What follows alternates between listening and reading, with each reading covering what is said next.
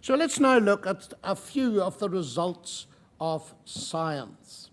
One of the interesting things is that I'm often told that the Bible has really nothing to say. It can't be taken seriously because self-evidently it's not a scientific textbook. I don't teach algebra in Oxford from the book of Leviticus.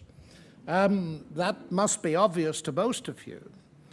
But the Bible does, on a few occasions, talk about the physical universe. So there's an overlap. It concentrates mainly, of course, on the big why purpose questions and not on the how questions. But it does sometimes talk about the how questions, and what it says is very interesting. But one of the things it's been saying for centuries is the obvious one, that there was a beginning.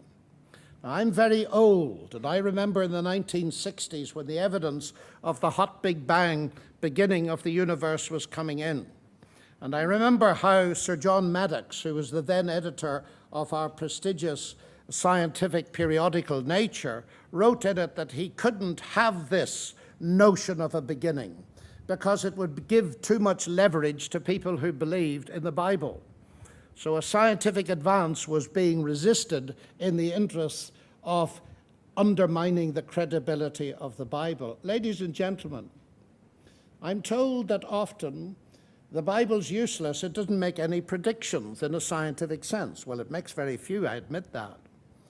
But if people had taken the Bible seriously in its statement that the universe had a beginning, it could just be that people might have looked a little bit sooner at the universe to see if there was any evidence of it, instead of blindly following Aristotle and his notion of an eternal universe. But that brings me to the fine-tuning of the universe.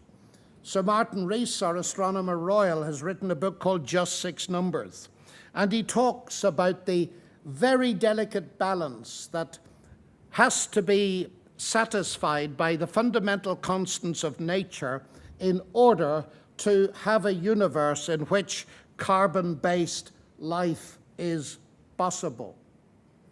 Stephen Hawking's PhD supervisor, Dennis Sciama, and the man who also taught me at Cambridge, says that if you change a little bit the laws of nature, you change a little bit the constants, like the charge of the electron, then the way the universe develops is so changed, it is very likely that intelligent life would not have developed.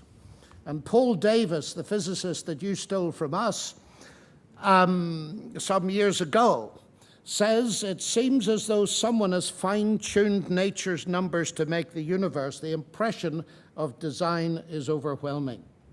And one of the interesting things to me is the statement by Arno Penzias, who was awarded the Nobel Prize for discovering the microwave background, one of the major evidences of the standard model of the universe. Astronomy, he writes, leads us to a unique event, a universe made out of nothing, with the precise fine-tuning which is necessary for life, and which has, one might say, an underlying supernatural plan.